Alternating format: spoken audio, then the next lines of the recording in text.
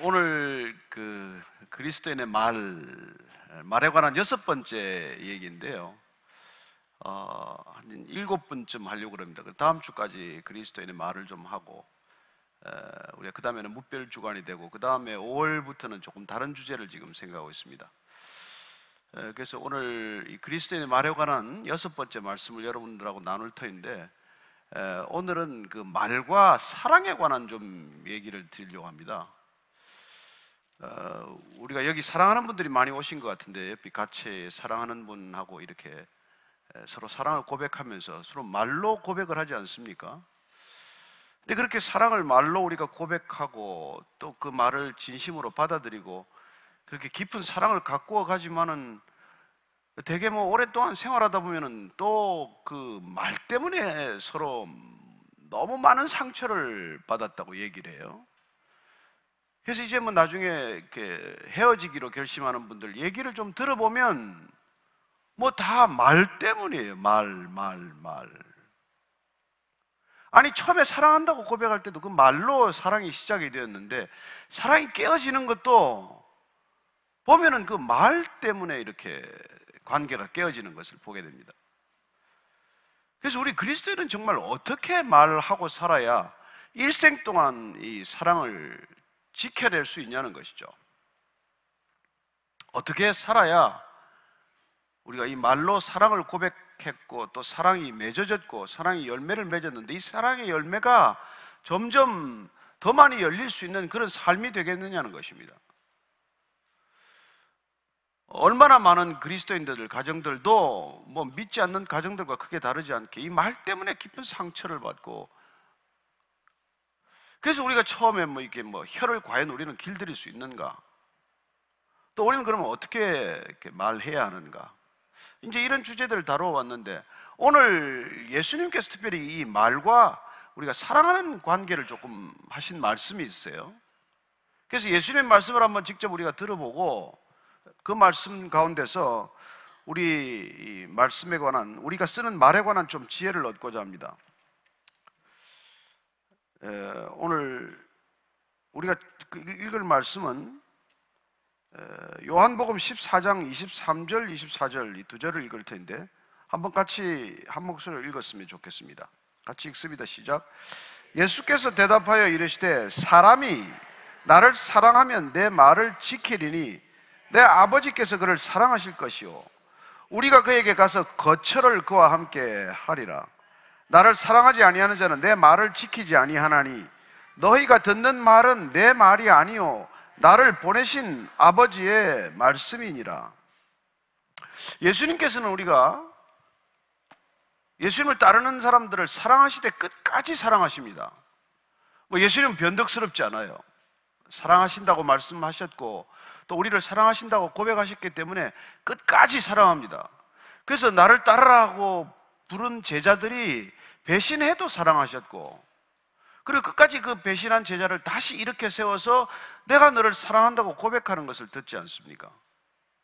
근데 오늘 예수님께서는 나를 너희들이 그러면 사랑하는데, 예수님은 우리를 사랑할 때 무한히 사랑하실 거예요.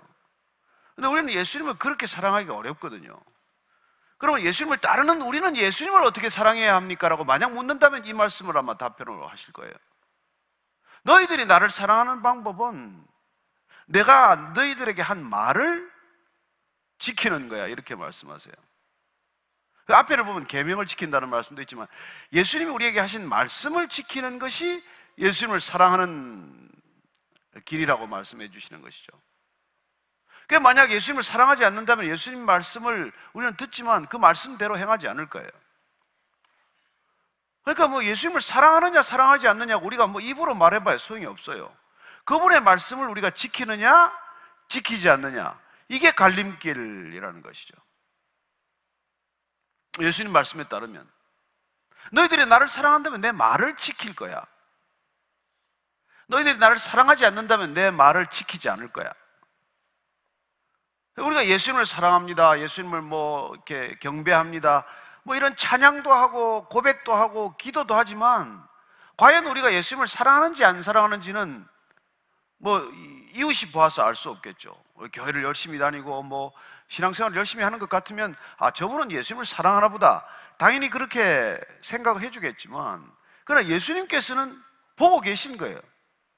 아, 저 사람이 나를 사랑하느냐 나를 사랑하지 않느냐는 내가 한 말을 지키느냐 안 지키느냐, 그걸 기준으로 삼기 때문이죠.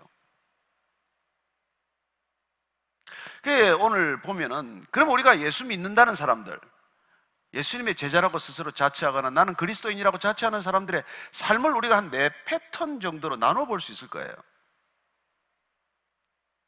첫째는 예수님의 말씀을 알고 그 말씀대로 지키며 사는 사람, 그렇겠죠? 아주 훌륭한 신앙인이 될 수 있겠죠. 두 번째 사람은 예수님 말씀을 알아요. 근데 말씀을 아는데 말씀대로 안 사는 사람. 그건 예수님께서 말씀하신 바에 따르면 내 말을 알기는 하는데 내 말을 안 지키기 때문에 나를 사랑하지 않는 거죠. 예수님의 말씀을 알고 예수님의 말씀대로 살면서 예수님을 사랑하는 사람, 예수님의 말씀을 알지만 그 말씀대로 안 살면서 예수님을 사랑하지 않는 사람이 있다는 것이죠. 또 하나는 뭐겠어요? 말씀도 잘 모르고 말씀대로 안 사는 사람. 이런 사람도 있을까요? 말씀은 잘 모르지만, 예수님이 무슨 말씀 하시는지 잘 모르지만 예수님의 마음을 알아서 그 마음을 지키면서 사는 사람.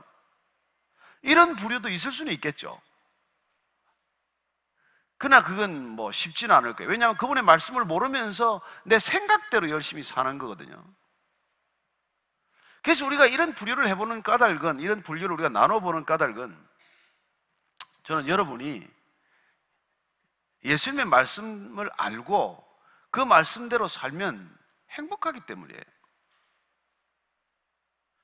파스칼은 뭐 다른 분류를 했습니다만 세 분류로 나누었지만, 그분이 썼던 표현을 잠깐 빌린다면, 하나님의 말씀을 알고 그 말씀대로 사랑하면서 사는 사람은 합리적인 사람이에요. 그리고 행복한 사람이에요. 제가 한마디 덧붙인다면 기쁨이 넘치는 사람이에요. 그분의 말씀을 알고 그분의 말씀대로 살면 그분을 사랑하게 되고, 그분을 사랑하기 때문에 오는 놀라운 우리 삶의 증거는 굉장히 합리적이면서도 기쁨이 있는 사람이라는 거예요. 근데 말씀을 알지만 말씀대로 안 사는 사람은 합리적인데 기쁨이 없어요. 말씀은 잔뜩 아는데 말씀대로 안 살기 때문에 기쁨이 없단 말이에요. 어쩌면 그게 예수님 당시에는 바리새인들이나 유대 종교 지도자들이었을 거예요. 말씀을 가르칠 만큼 말씀을 많이 알아요. 근데 실제 자기는 말씀대로 살지 않아. 그러니까 행복하지도 않고 기쁘지도 않은 거예요. 얼굴에 기쁨이 없어요. 이런 사람이 된다는 것이죠. 또 하나는 뭐 말씀도 모르고 그냥 뭐 자기 생각대로 막 사는 사람, 불행한 사람이죠. 비합리적이에요. 여러분, 하나님의 말씀을 알면 굉장히 합리적이 됩니다. 비합리적이 되지 않아요. 그래서 비합리적이면서도 그냥 즐겁게 살 수 있는 사람이 있어요. 왜냐하면 누군가를 사랑하면서 사는 사람, 내 식대로 사랑하는 사람, 내 방법대로 사랑하는 사람, 하나님의 말씀이나 예수님이 우리에게 알려주신 말씀대로 사랑하는 게 아니라 내 마음대로 사랑하고 난 즐거울 거예요. 난 사랑하니까. 그렇게 주장할 수 있을 거예요. 그러나 말씀도 모르고 내 안에 사랑이 없다면 이 사람은 비합리적이면서도 지극히 불행한 삶을 살게 될 것입니다. 그래서 오늘 우리가 이 자리에 함께 와서 우리가 예수님에 대해서 궁금히 여기고 예수님을 우리가 알고자 하는 이유와 목적은 하나예요. 우리가 그분을 배워서 그분을 가르치는 사람이 되자, 이게 아닙니다. 그분을 알아서 그분의 말씀대로 우리가 살면서 그분이 우리에게 주시고자 하는 그런 기쁨을 마음껏 누리고자 하는 것이죠. 그 여러분이 점검해 보셔야 돼요. 특별히 교회 다니는 사람, 나한테 요즘 기쁨이 있냐는 거예요. 사랑이 있냐는 거예요. 그게 없다면 저와 여러분은 필시 지금 예수님의 길에서 벗어난 거예요. 왜냐하면 그분을 사랑하지 않기 때문에 생기는 일이니까. 그래서 예수님께서 놀랍게도 너희들이 나보다도 내 부모나 형제를 더 사랑하는 사람은 나한테 합당하지 않다고 말해요. 예수님 뭐 질투심이 많아서 그러겠어요? 질투하시죠. 사랑은 질투가 있습니다. 그러나 이렇게까지 극단적으로 얘기하실 줄은 모르셨죠. 만약에 여러분들이 예수님보다도 여러분들의 부모님이나 자녀나 형제나 친구를 더 사랑하면 예수님이 합당하지 않다고 말합니다. 넌 나를 따라오는 게 아니야 그래요. 왜 그렇게 말씀하실까요? 우리 예수님 따라가려면 우리 있는 모든 관계, 내 주변에 있는 어떤 사람보다도 예수님을 더 사랑해야 되는 겁니까? 네, 그걸 요구하시는 거예요. 예수님께서 하시는 말씀입니다. 오늘 저희들이 요즘 주일 아침 오전에는 창세기 말씀을 따라가는데 오늘 창세기 말씀 본문이 2장 7절에서 14절까지 말씀이에요. 4장 7절에서 14절까지 말씀인데 그 말씀의 핵심은 하나님께서 우리에게 이런 요구를 하세요. 내가 에덴 동산에서 내 마음대로 먹어도 좋아, 마음대로 해도 좋아. 단 한 가지, 선과 악을 알게 하는 나무의 열매는 먹지 마. 모든 걸 허락했어요. 자유인데 한 가지 허락하지 않는 게 뭐냐면 선과 악을 분별하고 판단하고 내가 사람을 판단하고 내가 사람을 정죄하는 일은 하지 말게 하기 위해서 그런 금지사항을 이렇게 두는 거예요. 그리고 99가지를 허락하고 딱 한 가지 금지했는데 인간이 그걸 깨뜨립니다. 하나님의 말씀을 어긴단 말이에요. 순종하지 않아요. 그 명령을 지키지 않습니다. 그래서 하나님과의 관계가 끝나버리는 것을 죄라고 말하는 거예요. 그게 심판이요, 그게 멸망이나 마찬가지라는 것이죠. 그래서 성경은 처음부터 말씀을 듣고 말씀을 지키라는 거예요. 여러분, 우리가 사랑하면서 사는 삶은 그래야 한다는 것입니다. 우리가 이 말씀을 듣고 말씀을 우리가 뭐 때로는 암송도 하고 말씀을 묵상도 하고 말씀을 배우는 까닭은 여러분 목적은 사랑하기 위한 거라는 거예요. 왜냐하면 그 말씀을 듣고 그 말씀대로 사랑하면서 살기 위해서 이 말씀을 우리가 듣고 우리가 이걸 배우는 거지, 말씀을 실컷 들었는데도 사랑이 없다, 아무 소용없는 것이죠. 저도 늘 제가 제 자신을 비춰보는 까닭은 내가 뭐하러 이렇게 설교를 하나? 매주 나는 이거 뭐하고 있나? 아침마다 나와 설교를 하고 또 주일날 이렇게 3번, 4번 설교를 하는 이유가 뭔가? 그 말씀대로 살기 위해서 내가 설교하는 건가? 정말 말씀대로 여러분들을 사랑하는 건가? 이걸 이제 나 자신과의 싸움인 거죠. 근데 저기 막 정말 평소에 엄청 미워하던 사람이 하나 왔어. 그럼 이제 그 사람을 보면서 제가 무슨 말씀이 기억나야 될 거 아니에요. 원수를 사랑하라. 원수가 미우면은 안 될까요? 설교를 해봐야 소용없는 거 아니에요. 말씀대로 살지 알면서 말씀을 하는 거니까. 그리스도인들이 만약 오늘 주님께서 말씀하신 대로 너희들이 내 말을 들은 대로 지키면 너희들이 그럼 나를 사랑하는 거라는 것이죠. 그렇게 주님을 사랑하게 되면, 예수님을 더 사랑하고 더 많이 사랑하고 진실로 사랑하면, 그러면 너희는 이제 비로소 이웃을 사랑할 수 있는 사람이 되는 거예요. 그 사랑의 순서는 하나님 사랑이 먼저라는 것입니다. 이웃 사랑이 그 다음이라는 거예요. 이 순서를 바로잡기 위해서 성경은 처음부터 끝까지 그 주제를 집요하게 붙들고 가는 것입니다. 하나님보다 더 사랑하는 게 생기면 그건 다 우상이야, 이렇게 말하는 것이죠. 내 남편을, 내 아내를, 내 자녀를 우상으로 만들지 마. 그게 다 고쳐지려면 하나님의 말씀대로 하나님을 더 사랑해야 모든 일이 시작이 되는 거예요. 그래서 우리가 이렇게 늘 예배를 드리고 성경을 읽고 기도하는 까닭은 그분의 말씀대로 살기 위해서지 내 뜻대로 살기 위해서가 아니에요.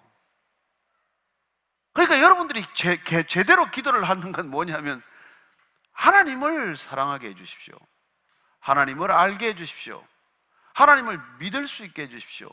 하나님께 소망을 두게 해주십시오. 이런 기도를 드려야 되는 거예요. 그래서 하나님과의 관계가 바로 세워져야, 그분을 제대로 사랑할 줄 알아야 첫 단추가 꿰지는 거예요. 그래야 다음 단추가 이렇게 질서가 맞는 거예요. 우리 삶의 질서가 맞는 것이죠. 그래서 오늘 창세기 말씀은, 오늘 하나님께서 내가 선과 악을 알게 하는 나무의 과실은 먹지 마. 그걸 먹으면 말이야, 정녕 내가 반드시 말이야, 내가 죽을 거라고 그래, 죽을 거라고. 굉장히 중요한 명령 아니에요. 죽고 사는 문제가 여기 달렸어. 내가 늘 남을 비판하고, 남을 판단하고, 남을 욕하고, 남을 정죄하고, 남에게 손가락질하면 너는 반드시 죽을 거야, 이렇게 말씀하신다는 거예요. 근데 우리가 그걸 안 믿거든요.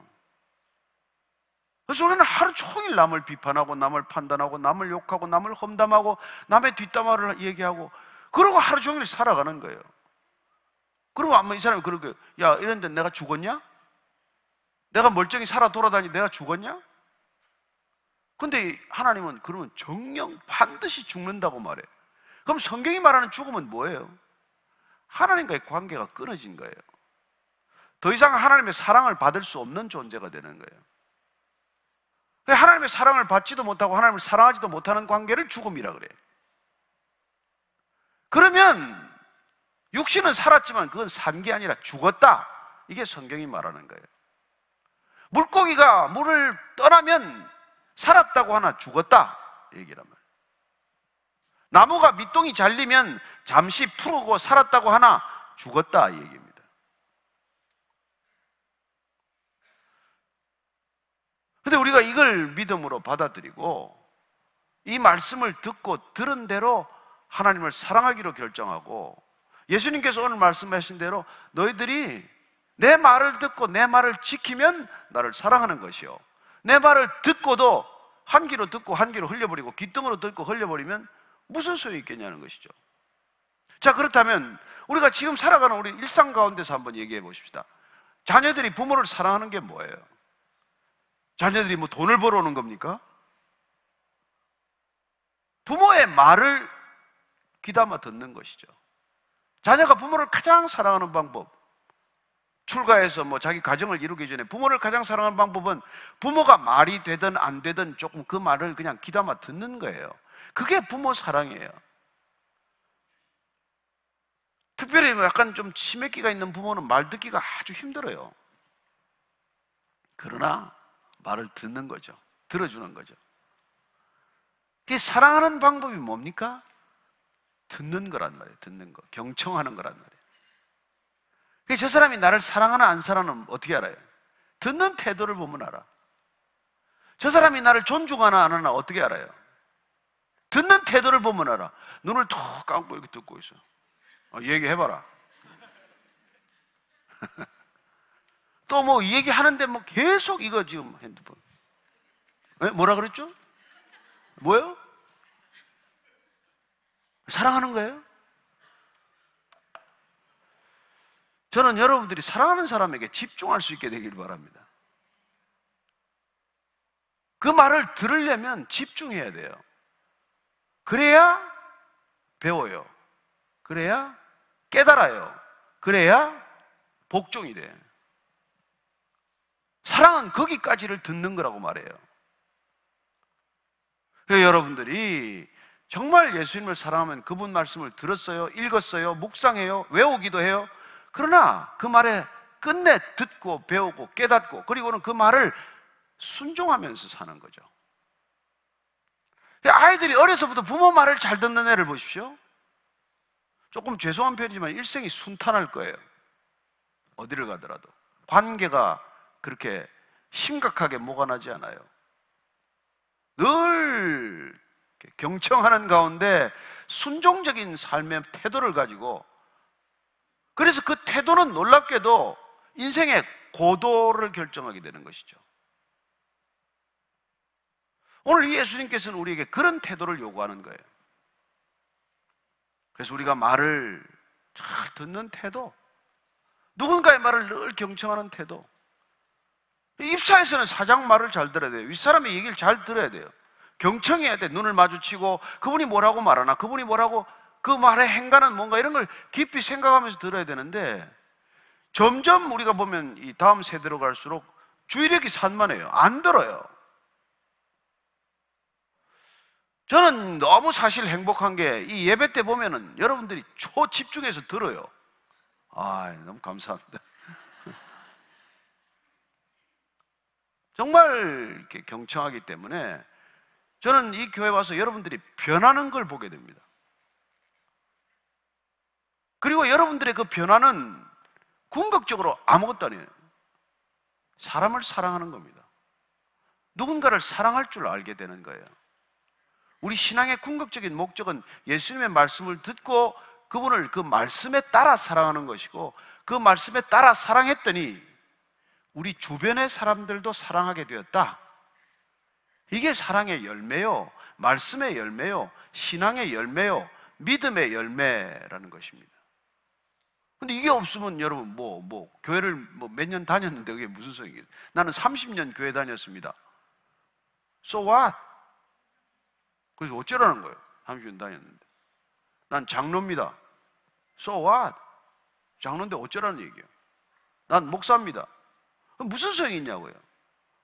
우리가 사랑할 수 없다면, 사랑하는 그런 마음과 태도가 없다면, 저는 여러분들이 그리스도인에게 유별난 단어, 은혜, 믿음, 사랑, 이런 단어가 값싸게 되지 않기를 바랍니다. 성경을 그렇게 읽어도, 성경을 그렇게 알아도 우리가 이분의 말씀대로 살지 않는다면 허상이죠. 그래서 오늘 예수님께서 이 하신 말씀, 저와 여러분이 한번 꼭 기억하고 이 말씀대로 한 주간 살기 위해서는 여러분들이 말씀을 보는 거예요. 그래서 내가 한 주간 이분의 말씀에 순종하고 경청하고 실행할 수 있는 말씀이 뭐냐? 이 말씀을 가지고 그 말씀을 깊이 지키며 사는 삶, 그게 그리스도인의 삶이라는 것이죠. 그게 예수님을 사랑하는 삶이라는 것입니다. 그러니까 여러분들이 지금 그분의 말씀이 뭐가 기억이 나세요? 뭐가 기억이 나세요? 그게 없으면 여러분들 생각을 따라 사는 삶이 되는 거예요. 근데 우리의 목표는 말씀을 따라 사랑하는 삶을 살자는 것이죠. 그래서 우리가 그분의 말씀이 기준이 안 되고 내 뜻, 내 계획, 내 생각, 내 방식대로 사랑하는 사람이 있습니다. 내 방식대로 사랑하는 사람이 이런 사람들이 있어요. 데이트 폭력을 저지르는 사람. 그리고 너무 사랑하기 때문에 죽이고 싶대. 배신당해서. 사랑한 거예요? 누굴 사랑했는데 배신당했다고 죽이고 싶습니까? 사랑 안 한 거죠. 내 식대로 사랑한 거지. 예수님의 사랑이 뭔지를 모르고 예수님의 말씀을 모르기 때문에 자기 생각대로 사랑하다가 분노하는 거죠. 내가 어떻게 너를 사랑했는데 나한테 이럴 수가 있냐고 말하는 것입니다. 그러나 예수님의 말씀을 알고 사랑하면 배신을 당해도 사랑하는 것이죠. 가룟 유다도 끝까지 기회를 주는 것이죠. 3번씩 부인한 베드로도 사랑하는 것이죠. 저와 여러분들이 교회를 수없이 떠났고 주님의 뜻과 다른 길을 걸었지만 사랑하고 계신 것이죠. 그분은 지금도 우리를 사랑하시기 때문에 이 자리로 부르신 것이죠. 그리고 또 한 주간 우리가 넘어질지라도 다시 일으켜 세워서 이 자리에 오게 하실 거예요. 저는 그런 사랑을 우리가 받을 때 그분의 사랑대로 말씀대로 살 수 있는 능력이 생긴다고 믿지만, 특별히 우리가 더 알아야 될 것은 그분의 말씀을 먼저 알자는 것이죠. 그래서 올해 이 교회에 주신 말씀, 이 교회가 원래 세워진 말씀의 기초 위에 세워진 교회예요. 베이직 교회는 사람 위에 세워지지 않았습니다. 그분의 말씀대로 살기 위해서 말씀 위에 세워진 교회예요. 말씀은 변함이 없기 때문에 말씀이 반석입니다. 말씀은 변함이 없기 때문에 영원하기 때문에 말씀이 영원하면 그 위에 세워지는 교회는 영원할 거예요. 그 말씀은 바로 우리가 요한복음 13장 34절 35절 말씀이에요. 너희는 서로 사랑하라. 내가 너희를 사랑한 것 같이 너희도 서로 사랑하라. 이 말씀을 우리가 기억한다면 우리가 사랑하는 방식대로 사랑하려고 애쓰는 것이 아니라 예수님이 우리를 사랑하신 대로 우리가 서로 사랑하려고 하는 공동체가 되는 것이죠. 너희가 서로 사랑하면, 그러면 세상 모든 사람들이 너희가 내 제자인 줄 알리라. 이 말씀 위에 세워진 교회예요. 이 교회는 무슨 일을 하기 위해 모인 것이 아니라 서로 사랑하는데 예수님이 우리를 사랑한 것 같이 우리가 한번 사랑해 보자. 그래서 우리가 서로 우리를 배신하는 일이 있더라도 우리가 끝까지 붙들고 한번 가보자. 그렇게 사랑하기로 결정한 교회라는 것이죠. 근데 그렇게 우리가 사랑하면 우리가 예수님을 사랑하는 걸 예수님이 인정할 것이고, 아니면 우리는 사랑한다고 입버릇처럼 말할지 몰라도 예수님께서는 아니야, 넌 나를 모르는구만, 넌 나를 사랑하지 않는구만, 그렇게 말할 거예요. 가슴에 손을 한번 얹고 내가 내 마음 가운데 사랑이 있나 없나를 점검하기 전에 이 말씀에 새겨진, 내 마음에 새겨진, 가슴에 새겨진 말씀이 있나 없나를 생각하셔야 합니다. 그래서 오늘 올해 우리가 2018년도 이 교회는 또 말씀을 하나 새긴 거예요. 너희가 먼저 남을 대접하라, 그 말을 우리가 새긴 거죠. 우리가 주님을 사랑하는 방법이 다른 게 아니라 이웃을 내가 먼저 대접받기 전에 누구를 먼저 대접하자, 이런 말씀을 우리가 받은 것입니다. 왜 주님께서 말씀을 우리에게 주셨는지 아시겠죠? 왜 주님께서는 우리에게 말씀하시는 주님이신 줄 아시겠죠? 그 말씀을 받으시겠습니까? 그 말씀을 받으시겠습니까? 그러면 그 말씀이 내한테 와야 돼. 그래서 내 생각이 이끌어가는 삶이 아니라 내 오만 가지 잡생각이 나를 하루 종일 밀가부르듯 까부는 인생이 아니라 말씀이 나를 이끌어가는 삶이 되는 것이죠. 그게 그리스도인의 삶, 그리스도인의 사랑, 그리스도인의 믿음, 그리스도인의 소망이라는 것입니다. 올해도 저와 여러분들이 같이 성경을 읽어 나가기를 바랍니다. 그리고 그 말씀이 올 때 그 말씀대로 살려고 한 주간 고민하는 것이죠. 한 주간 몸부림치는 것이죠. 그 말씀이 나를 얼마나 변화시켰는지 주님은 아실 것입니다. 그 말씀이 우리를 얼마나 변화시켰는지 우리 이웃은 알 것입니다. 가장 가까이 있는 가족들이 알겠죠. 저 사람이 진짜 변했나 안 변했나. 제가 어쩌다가 가정에 이렇게 신방을 가봅니다만은, 가정에 신방을 가서 그분한테 자녀들한테 물어봐요. 아빠가 교회 나오고 나서 좀 바뀌었니? 대부분 아이들이 안 바뀌었어요. 그럼 옆에서 부모들이 막 당황해요. 어쩔 줄을 몰라요. 내버려 두세요. 우리가 그렇습니다. 우리는 너무 변했다고 생각하는데 우리 자녀들은 하나도 변하지 않았대요. 왜냐하면 우리가 그 아이를 정말 사랑한다고 아이들이 느끼지 않기 때문이죠. 아이들이 변했다고 인정하는 건 딱 하나예요. 아버지 어머니가 나를 진실로 사랑하냐, 그걸 보고 있어요. 진실로 사랑하면 공부하라는 소리 안 해도 공부할걸요. 진실로 아이를 사랑하면 거짓말을 하지 말라고 얘기하기 전에 거짓말 안 할걸요.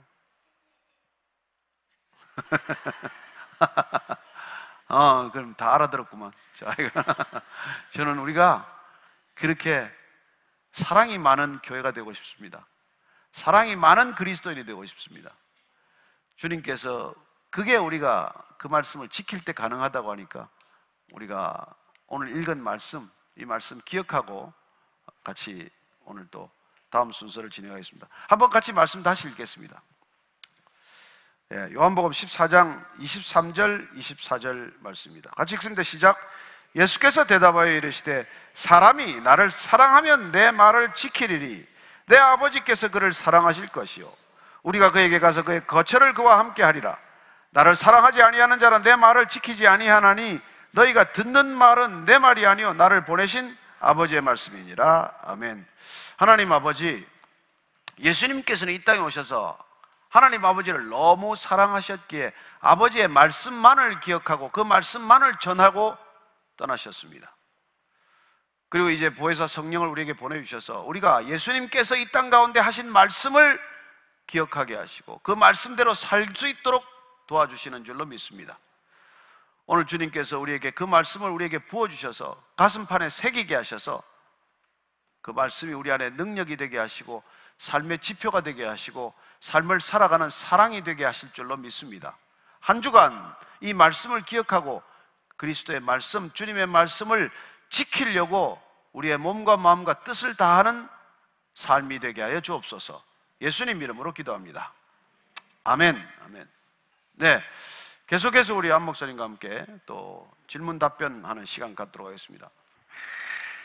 목사님 말씀 중에 쉬운 성경, 어린이 성경을 읽으라고 그랬는데 네네. 이분이 모두 어려웠대요. 그게 다 어려웠대요? 네. 아, 그러면서 아니 그림 성경도. 아니 그림 성경은 안 했어요. 네. 영어 성경이 쉽다고 하셨는데 어떤 것인지 궁금합니다.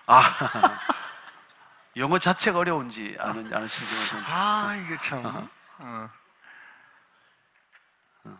근데 사실 영어 성경도 뭐 킹 제임스 버전 같은 거 굉장히 딱딱하고 딱딱하죠.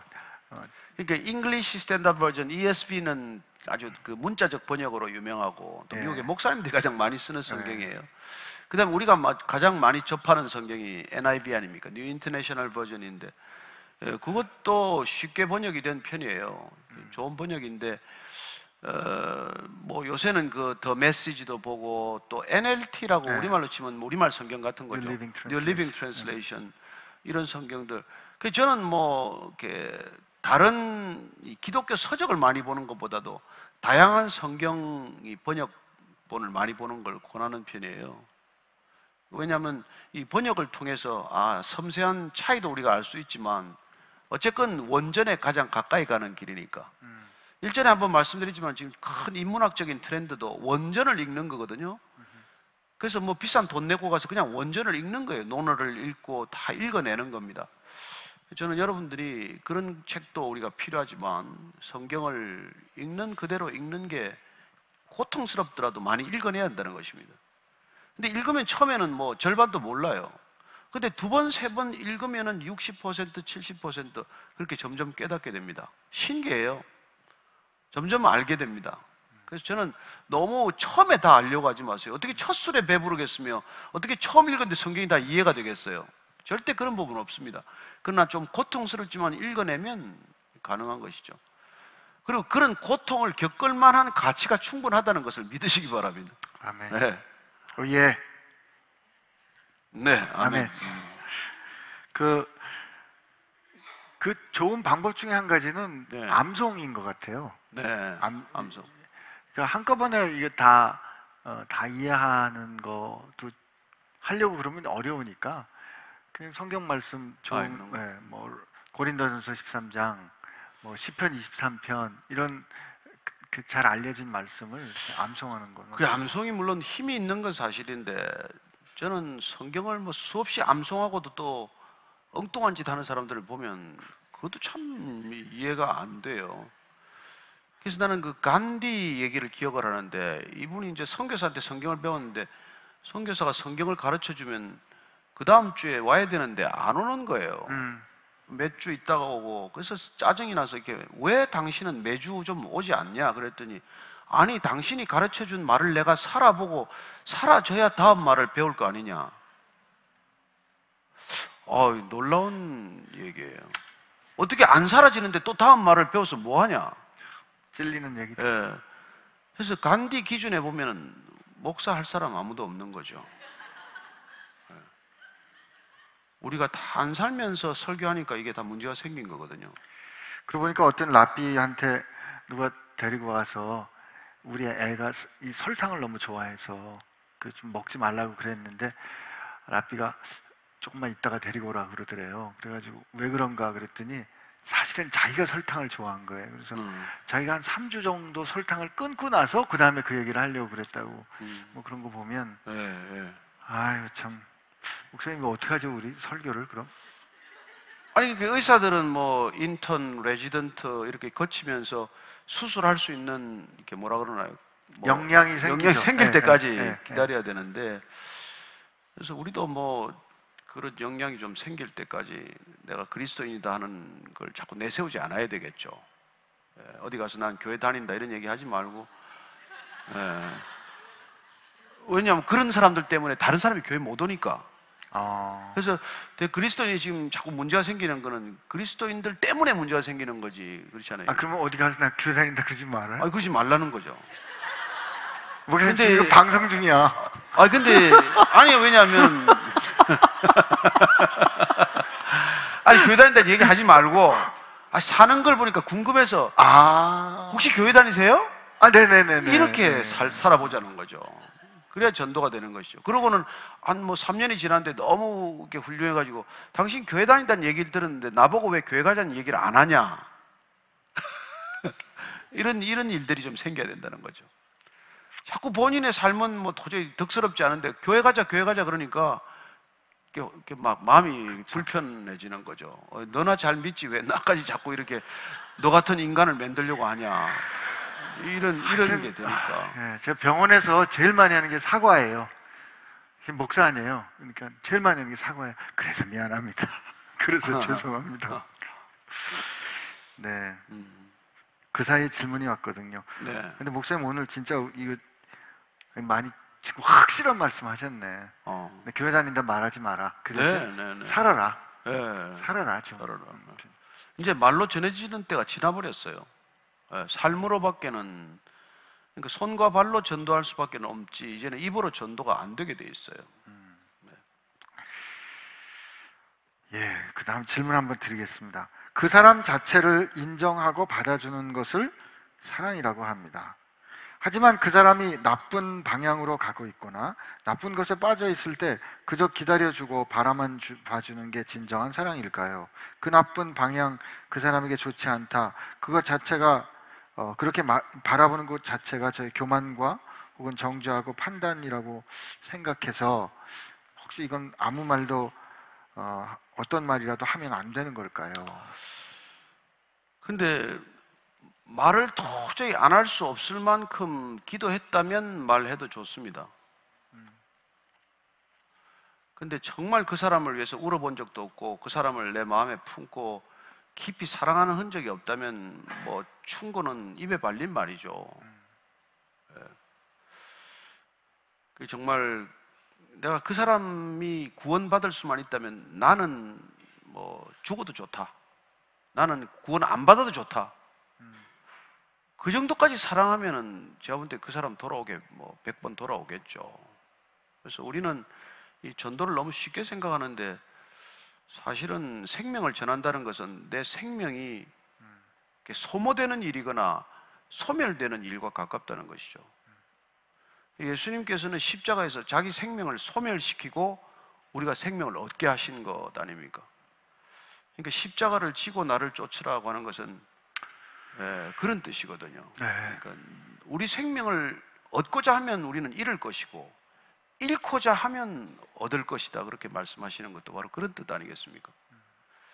우리가 천박한 그리스도인이 되지 않기 위해서는, 값싼 기독교가 되지 않기 위해서는 그런 끝없는 희생들이 이어져 가야, 소위 말하는 순교의 역사가 이어져야 저는 정말 진정한 복음이 전해질 수 있다고 믿는 것이죠.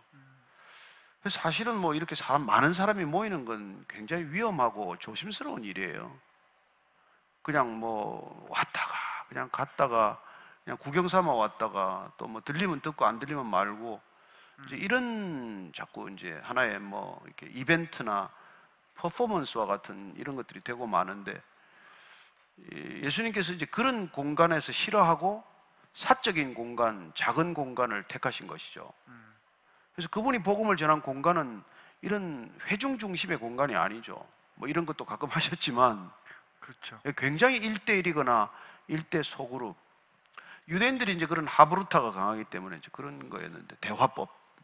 그러니까 이게 지금 이런 세팅이라서 좀 그런데, 만약 한 10명 정도 우리 둘이서 한 대여섯 명하고 앉았다, 그러면 확실히 좀 더 깊은 관계로 들어갈 수 있겠죠.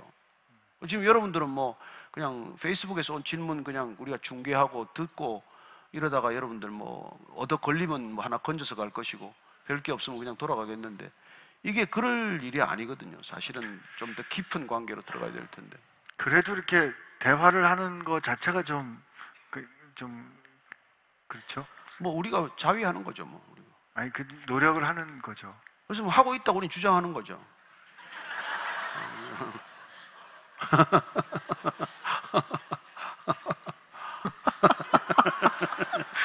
오늘 너무 세게 나가시는.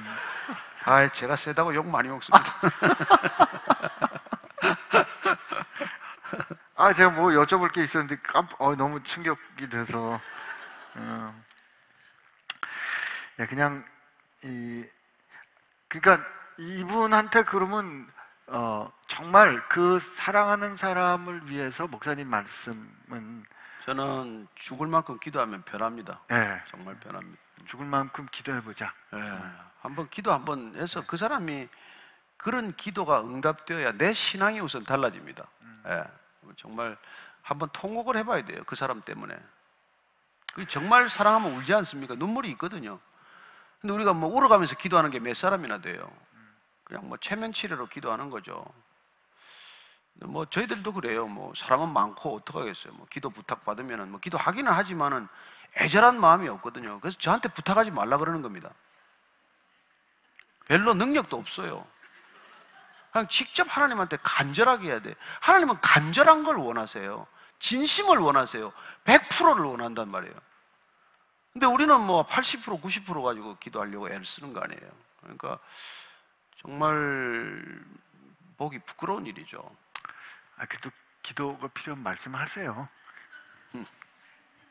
저보다는 더 열심히 하세요. 근데 제가 말씀 듣고 보니까 우즈벡에 있었던 일 기억나는데, 같이 일하던 동료 선교사가 자기가 가르치는 이 제자들이 안 변하더래요. 그래가지고 빈집에 들어가서 그냥 물 하나 놓고 우리 3일 동안 같이 금식기도 하고 우리가 서로 변하든지 아니면 죽자, 그랬다는 거예요. 진짜로. 근데 진짜 그 진심이 전달이 됐는지 그 죽자 하고 난 다음에 그냥 안에 있던 그 고민들이 막 터져 나오면서 바뀌었다는 거를 보면, 목사님의 고민이 그렇게 우리가 사랑하지 못하는 그렇죠. 목회자의 고민이 아닌가 싶어요. 우리는 이 신앙이 이렇게 생명을 걸어야 한다는 그런 정도 절박한 또 그만한 가치가 있다는 생각을 잘 안 하는 게 문제인 것 같아요. 이거는 내가 이렇게 죽어도 내 생명을 버리고라도 얻을 만한 진리다, 이게 확실하면 갈등이 없습니다. 그러면 뭐 안 변하는 사람은 없어요. 근데 내 생명을 지불하고라도 얻을 만한 진리라는 생각을 하지 않고 그냥 거래하는 정도로 생각을 하니까 우리가 안 변하는 거죠. 오늘 말씀 중에 은혜, 믿음, 사랑의 값이 싸지 않다, 그게 중요하다 이렇게 말씀하셨는데, 어떻게 하면 그 가치를 더욱 소중히 생각하며 섬길 수 있을까, 혹은 살아낼 수 있을까, 이런 질문인데요. 그래서 이제 보통 뭐 십자가를 많이 묵상하지 않습니까? 근데 십자가를 묵상한다는 게 저도 구체적으로 잘 안 돼가지고 그냥 벽에다 이래가지고 한 30분, 1시간 서 있은 적이 있어요. 한번 박혀주고 보자. 아니 누구는 뭐 오거스틴은 이렇게 있었더니 손에 그렇게 그 성헌이라 그러죠? 그리고 오래 기도했더니 손에 이렇게 진짜 못자국이 생겼다는 거 아닙니까? 근데 저는 안 생기더라고요. 부족하다는 생각은 하는데, 어쨌건 저는 그래서 십자가에 걸려 있는 나를 보려고 하는 뭐랄까요, 일종의 환상이랄까요, 그런 걸, 저기 내가 죽어 있는 걸 봐야 진짜 이게 생명에 비쳤다라는 생각을 하는 게, 그게 거기서부터 은혜가 시작이 되는 거니까. 내가 죽어야 될 자리에 저분이 대신 죽었다는 게 확실해져야 우리는 그때부터 진짜 믿음, 진짜 은혜가 생기는 거예요. 근데 그게 뭐 머리가 속에 지식이 돼가지고는 아무 능력이 안 되는 것이죠. 신앙은 지식이 아니거든요. 오늘날 너무 공부를 많이 시키는 거예요. 딱 공부는 뭐 평생 하던 체질이니까 공부는 잘해. 그런데 공부는 뭐 지식일 뿐이지 뭐 우리 삶에 아무런 변화도 주지 않아요. 그러니까 대학원을 졸업하고 박사가 돼도 인생은 안 변해요. 변하는 건 정말로 내가 그 깊은 사랑, 깊은 은혜에 젖어야 변하는 것이죠. 우리가 아이들 아무리 나무라도 더 나빠지잖아요. 근데 그 거짓말한 아이를 품어주고, 정말 못된 아이지만은 품어줄 때 변하거든요. 그게 장발장 스토리 아니에요. 딴 건가요, 뭐? 장발장이 딴 거 아니지 않습니까? 마땅히 죗값을 치러야 되는데 그걸 품어줬더니 인간이 변했다는 스토리 아니에요. 그게 십자가 얘기예요. 기독교는 본질적으로 이렇게 죄를 따지는 게 아니라고요. 그러니까 뭐 지금 사실 이렇게 적폐청산 이런 거 하면 우리는 힘들죠. 힘든데 어떻게 보면 목사님 그 말씀하신 그런 그 용납이나 그런 뭐라 그럴까, 사랑이 안 되는 거는 우리 스스로가 그런 철저한 뭐 뭐랄까 깨어진 뒤에 용납되는 경험이 안 됐기 때문일까요? 받은 게 없어서 그래요. 그래서 예수님께서는 우리가 1만 달란트를 받았다면 100데나리온은 문제가 되지 않죠. 근데 내가 1만 달란트 받은 적도 없고 받은 것도 모르고 받은 게 1만 달란트 가치라는 것도 모르기 때문에 이게 뭐 관계가 혁명적으로 변하지 않는 것이죠. 그리스도인은 근본적으로 관계 혁명을 경험하는 사람 아니겠어요? 네. 왜냐하면 하나님과의 관계가 그렇죠. 회복되는 네. 것 네. 때문에. 근데 그 하나님과의 관계가 회복된 게 1만 달란트를 받는 사건이다. 이거에 대한 이해가 부족한 거예요. 그래서 내가 이제 관계가 회복되면 나는 1만 달란트를 받았기 때문에 인간과의 거래는 더 이상 따지지 않는 삶이 되는 거예요. 네. 그래서 궁극적으로 우리는 뭐 정말 이게 순교까지 가는 거거든요. 근데 그 말씀이 옳고 네. 그게 참 영광스러운데 내가 하나님께 큰 사랑을 받고 그 사랑을 받았기 때문에 누군가를 품을 때 그렇다고 내가 안 힘들다는 뜻은 아니죠. 그렇지 않죠. 예, 힘들고 네. 고통스럽지만은 그 고통의 의미를 알고 그 고통을 기꺼이 우리가 껴안기 때문에 그런 변화가 또 일어나는 거죠. 그러니까 뭐 예를 들어 이런 겁니다. 감옥에 한 번 갔다 왔다고 두 번 가는 게 쉽지 않아요. 그렇죠? 예. 뭐 한 번 매 맞았는데 두 번째 맞을 때는 덜 아프거나 그러지 않아요. 때로는 공포가 더 있어요. 그렇지만 그 의미를 알기 때문에 그걸 감내하는 거죠. 기꺼이 감당하는 것이죠. 그러니까 뭐 자녀를 사랑하는 것도 그렇고 누구를 사랑하는 것도 그런 거라고 저는 생각해요. 예. 참, 우리 하여튼 우리 그렇게 용서해 주신 하나님 마음을 우리가 조금씩 더 깊이 알아갔으면 좋겠어요. 그렇죠. 뭐 참 쉬운 일은 아니지만 우리가 보통 자녀들이 뭐 부모 마음을 아는 게 자기가 아이 낳아보고 애 길러보고 또 애한테 배신 당해봐야 아니 나쁘게 얘기하는 거 아닙니다. 너도 당해봐라 이게 아니고 이제 대개는 뭐 그걸 기다려야 되는 거죠. 다 우리가 청개구리 아닙니까? 청개구리라서 부모가 돌아가셔야 개굴개굴 울지 뭐. 아시는 분이 고민하시는 것을 여쭤봅니다. 아는 분이 믿는 분인데 매일 아침에 말씀을 보냅니다. 하지만 그분의 무례함과 유부녀인데도 이상형이라는 말을 하는 등 너무 말 같지 않은 얘기를 계속해서 매일 보내오는 말씀 자체가 아주 불쾌해지고 있습니다. 그분은 일과 연결된 그룹의 분이라 말씀 보내지 말아달라고 하기도 어려운데 어떻게 해결하면 좋을지요? 믿는 자의 말이 너무 중요한데 이렇게 믿는 자의 말이 다른 사람에게 짜증과 괴로움을 준다면 말씀을 보내지 말라고 해야 할까요? 아니면 그냥 인간적인 관계를 고려해서 무시만 해야 할까요? 같은 질문인 것 같아요. 네, 뭐 그 카톡 공유에 관한 얘기인데 네. 카톡으로 요새 말씀이 너무 많이 와서 다들 힘들잖아요, 사실은. 그러니까 막 그것도 자꾸 보낼 일이 아니거든요. 그것도 정말 꼭 필요한 사람에게 꼭 필요한 정말 이 사람을 내가 놓고 오랫동안 기도하다가 이 말씀은 꼭 필요하다 이렇게 해서 보내면 좋은데 습관처럼 또 보내는 게 이게 어떤 때는 진짜 참 공해죠, 공해. 말씀이 공해 수준으로 되면 안 되지 않습니까? 그죠? 저는 귀한 걸 귀하게 좀 다루었으면 해요. 네. 너무 막 네. 퍼다 날르는 걸 그 취미생활도 아니고 그 뭘 그렇게 자꾸. 그래서 나는 이렇게 열심히 전도한다 이거 뭐 자기 만족은 될지 모르겠지만은 받는 사람 입장도 좀 생각을 해야 되는 것이죠. 저는 뭐 이렇게 사실 뭐 어떤 건 하나도 안 보잖아요, 막. 근데 또 그렇게도 또 말하기도 어려운 게 누구는 석 달 동안 한 번도 안 보다가 봤는데 거기 또 낚싯바늘에 걸린 사람이 있더라고 또. 그래서 이게 참 제가 뭐라고 딱히 잘라서 말하기는 어려운데 어쨌건 뭐 또 잘못 보냈는데 그 사람이 또 이렇게 놀랍게 은혜를 받는 사람도 있어요. 그래서 뭐 교회까지 나온 사람이 있는데 그 사람은 보내려고 한 게 아닌데 잘못 눌렀어요. 근데 그게 그 사람을 콕 찔른 거예요. 그래서 하나님은 우리 실수도 사용하긴 하지만 그러나 저는 모든 동기는 나 안에서부터 점검되어야 한다고는 생각합니다. 뭐 때문에 내가 이 사람한테 보내려고 하나? 이 사람하고 뭐 거래를 좀 잘 트기 위해서 한다? 안 하는 게 낫죠. 네. 오늘 좀 전에 우리가 얘기했던 것처럼 그분의 그런 연약한 모습을 허물하기보다는 그냥 내 모습이다 생각하고 우리 기도하는 자리로 나가는 게 어떨까 싶어요. 그리고 이제 오늘 아까 이 얘기 잠깐 우리가 조심하면은 뭐 그렇게 맨날 말씀을 보내주는데 직접 만났더니 뭐 밥값은 싹 안 내고 간다. 이런 게 사람이 이게 사실 다 돈이거든요. 이 세상은 하나님을 믿는 것 같지만 돈을 더 믿고 살아요.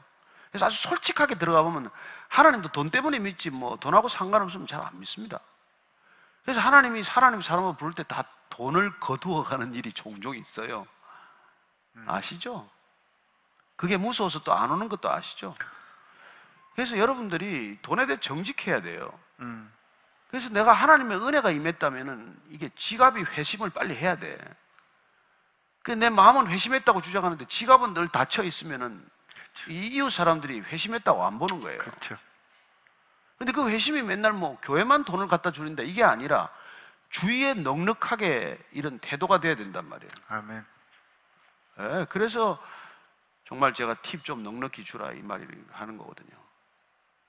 여러분 지금 이 사회가 전부 돈에다 쪼들려 사는데 그 연변 조선족 아주머니나 또 뭐 알바하는 아이나 그거 말이죠. 뭐 한 500원, 1000원 좀 더 주고 오면 어때요? 나는 그리스도인들이 좀 그런 이렇게 좀 캠페인을 했으면 좋겠어. 이 뭐라 그러나 팁을 헌금으로 생활하자, 자자 뭐 이런 거. 팁을 좀 넉넉히 주는 그리스도인들이 되자. 그래서 보니까 그리스도인들은 팁을 잘 줘. 이것만 돼도 좀 낫지 않겠어요? 근데 맨날 이게 뭐 교회다 헌금하느라고 팁은 더 짜. 그럼 안 믿는 사람들이 너무 이렇게 불만인 거죠. 저는 여러분들이 이 교회는 조금 적게 하시더라도 옆에 좀 어려운 사람들한테 좀 이렇게 넉넉하게 하는 그런 그리스도인들이 됐으면 좋겠어요. 그리고 혹시 우리 중에 사장님 계시면 하나님께 이렇게 기도했으면 좋겠어요. 하나님, 제가 우리 직원들 월급 이렇게 하지 않게 그렇죠. 우리 직원들 월급 넉넉하게 할 수 있게 좀 저를 도와주세요. 이렇게 기도하셨으면 좋겠어요. 그렇죠. 예. 예. 정말 사장님들은 그래야 돼요. 진짜. 예. 그래서 우리 사장님 돈 씀씀이를 보면서 나도 그리스도인이 되어서 저런 사장이 돼야 되겠다. 이게 전도지 뭐. 그걸 자꾸 끌고 교회로 오려 그러니까 할 수 없이 끌려는 오지만 하나도 기쁘지 않은 거죠. 예. 제 발로 걸어와야 기쁘지. 제발 기뻐요. 예. 그 사이에 질문이 또 하나 도착했습니다. 저는 진심으로 주님께 맡기고 주님께서 예배해 주시라고 믿으며 제가 가지고 있어야 할 최소한의 재산만 모으고 나머지는 크게 신경 쓰지 않는 편인데 주변 사람들, 부모님은 너의 미래를 위해 왜 더 모아놓지 않느냐며 그렇게 살면 불안하지 않느냐, 노후를 대비해야 한다고 조언합니다. 저의 경제관념이 성숙되지 않은 건가요? 아니면 저의 믿음을 지켜야 할까요? 저는 뭐 이분의 부모님 입장이에요. 내 세대가. 근데 우리 세대는 그래요. 우리 세대는 모으는 게 미덕이야. 남한테 꾸지 않는 게 미덕이고 그런 사람, 뭐 우린 당연히 그렇게 살지만 그러나 젊은 사람들은 그게 달라요. 자기한테 투자해서 자기에게 더 많은 기회를 주는 그걸 미덕으로 생각을 해요. 그러니까 그건 뭐 자기 스타일로 살아야죠. 뭐 부모 얘기를 들을 것도 있지만은 다 들으라는 건 아니에요. 부모는 뭐 다 그렇게 모았다가 옛날에 다 띄었어요. 남 빌려줘가지고 써보지도 못하고 덜컥 병들고. 네, 그래가지고 그냥 화병 얻고 돌아가시고 왜 바보같이 사냐고 모아가지고 한숨에 다 날려버리는 일이 얼마나 많았어요. 저도 그랬거든요. 저는 뭐 우리 다음 세대는 그렇게 어리석게는 살지 않더라고요. 나한테 기회를 주고 나도 대접하며 사는 거예요. 그래서 우리가 그게 기성세대가 그건 젊은 세대들의 삶의 방식을 존중해야 되고 그걸 나쁘다 좋다 할 일이 아니에요. 뭐 그렇다고 빚지고 살라는 건 아니에요. 빚을 내가면서까지 나한테 투자하는 건 그건 사실 무책임한 삶이고 그거는 뭐 저는 뭐 제가 그렇지 지난번에도 교회 헌금 안 하더라도 빚부터 갚아라 그렇게까지 제가 말씀드리잖아요. 근데 그게 아니니까 저는 여러분들이 나한테 이렇게 투자하는 걸 나쁘게 생각하지는 않아요. 그렇지만 무리하지는 않죠. 그리고 또 남한테 대한 과시 소비, 남이 하기 때문에 한다? 이것도 바보 같은 짓이죠. 그래서 정말 우리 그리스도인들은 제가 아는 분 한 번 얘기 드렸을 거예요. 그분은 늘 연말이면 통장을 제로로 만들어요. 그리고 다시 또 새로 시작해. 정말 하나님 잘 믿습니다. 그래서 그 연말에 남은 게 있으면 그걸 어려운 이웃들한테 다 줘버리고 통장을 제로로 만들고 또 한 해를 시작하는데 저는 뭐 흉내도 못 내겠어요. 저는 솔직히 그렇게 못합니다. 그래서 그런 분들은 뭐 또 나올 구석이 다 있더라고 보니까. 그래서 뭐 해보니까 나와. 다 나올 게 있어요. 뭐 여러 군데 준비해 놓은 게 있어서 그런데 우리는 그렇지 않아서 그렇게 못하는데, 그러나 어쨌건 그런 믿음으로 사는 건 우리가 배워야죠. 아니 근데 그 뭐 예를 들면 기부도 해본 분이 기부한다고 그래요. 맞아요. 그래서 이게 돈이라는 거는 특히 어떻게 돈을 쓰는가를 결정할 수 있는 사람이 실제로 돈의 주인 아니겠어요. 그래서 내가 돈을 그냥 모으고 있다고 그게 내 돈 같지만 말씀하신 대로 그냥 훅 병원에 입원해가지고 입원비로 다 날아가면 그건 내 거 아니었거든요. 맞아요. 중요한데 이 가치 있는 곳에 우리가 쓸 줄 아는 게 필요할 것 같아요. 예수님께서 가서 바리새인들을 나무란 게 또 설교하면 안 되는데, 그 보면은 왜 구제, 금식, 기도 그 행위를 완전히 예수님 나무라시거든요. 네. 가장 종교적인 행위를 나무랐던 이유가 뭐냐면, 구제, 금식, 기도는 유대인들의 대표적인 종교적 행위인데 그게 하나님을 의식한 게 아니라 자기 자신을 의식한 거기 때문에 나무란 거거든요. 왜냐하면 구제나 금식이나 기도는 내가 나를 부인하는 행동이에요. 그게 도네이션 한다 이거는 내가 재물을 부인하는 거란 말이에요. 네. 내 소유를 부인하는 거예요. 네. 기도란 나를 의지하는 게 아니라 내 존재를 부인하고 하나님을 인정하는 행동이에요. 금식은 내 생명을 하찮게 여기고 그걸 부인하는 행동이에요.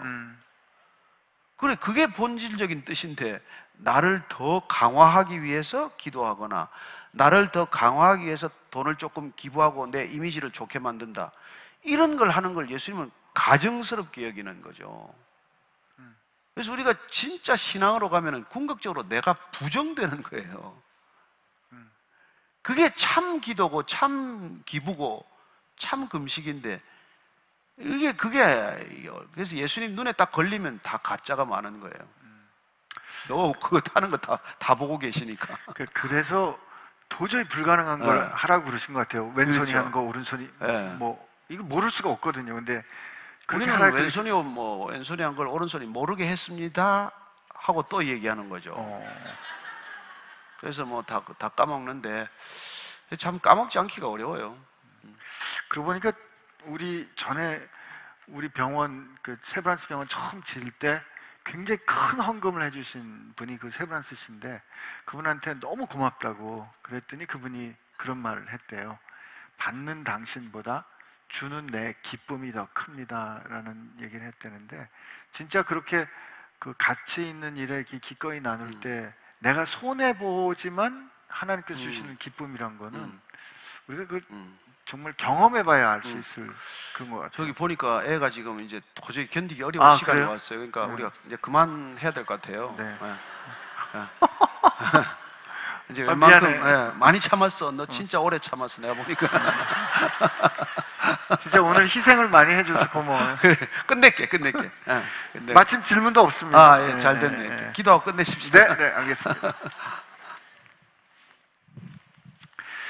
하나님 감사합니다. 오늘 우리가 이렇게 같이 모여서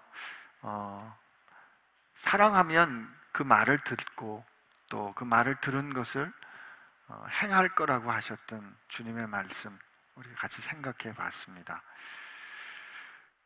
우리가 오늘 주신 말씀처럼 인생에서 살아가는 은혜가 있게 하여 주시고, 또 그렇게 살 때 이렇게 살면 이렇게 행복하구나 하는 그 기쁨 우리 가운데 허락해 주시기를 간절히 구합니다. 주님, 우리와 함께하여 주옵소서. 이제는 그 생명을 값주어 사심으로 우리가 얼마나 소중한가를 가르쳐 주신 우리 예수님의 은혜와 우리를 사랑하셔서 끝까지 우리를 이끌어 가시는 하나님 아버지의 사랑하심과, 내가 이거 꼭 붙잡아야 살 수 있을 것 같았는데 그를 나누어도 넉넉히 살 수 있음을 가르쳐 주시는 성령님의 역사하심이, 이제 말씀을 들어 행함으로 주님을 사랑하는 기쁨이 무엇인지 깨닫기 원하는, 누리기 원하는 사랑하는 지체들과 함께 하시기를 주의 이름으로 축원하옵나이다. 아멘.